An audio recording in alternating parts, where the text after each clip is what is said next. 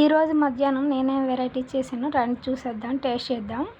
ముందుగా అమ్మ చేసిన టమాటా పచ్చడి ఒక ముద్దలో కానీ తినిపోతే నాకు ఏదోలా ఉంది. తర్వాత వంకాయ, మా చెట్లకు వంకాయలు కాసినాయి కదా, ఫ్రై చేశాను మసాలా వేసి.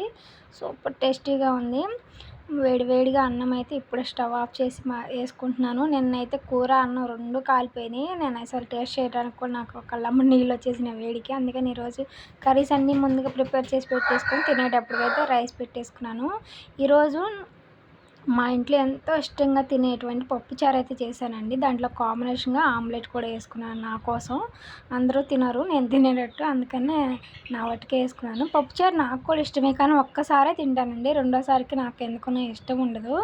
నేను ఫస్ట్ టైం అయితే నేను చాలా బాగా తింటాను. మా ఇంట్లో అయితే పప్పుచారు అందరూ బాగా తింటారు. 2 సార్లు పెట్టినా 3 సార్లు పెట్టినా నాకేంటో నచ్చదు.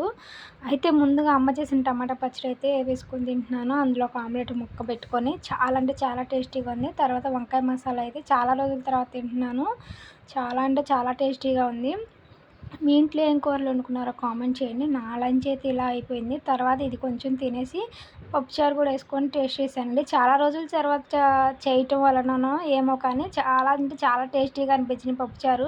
డైలీ చేసుకున్నంటే అవి కూడా టేస్ట్ అనిపించదు. నేను చేయక చాలా రోజులు అయిపోయి, చాలా రోజులు కాదు చాలా నెలలు అయిపోతుంది. ఇది తినేసిన తర్వాత గడ్డ పెరుగు ఉందండి మా ఇంట్లో. గడ్డ పెరుగు వేసుకొని తినేస్తాం. మేము గేదెల దగ్గర డైరెక్ట్గా పాలు పంపించుకోవడం వల్ల చాలా మంచిగా అయితే పెరుగు అయితే తోడుకుంటుంది. ఎండాకాలం అయితే ఇంకా బాగా గట్టిగా తోడుకుంటుంది.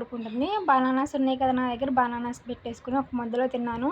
మీలో ఎంతమందికి సాంబార్ కానీ ఇలా పోసుకొని తినటం ఇష్టమో కామెంట్ చేసేయండి.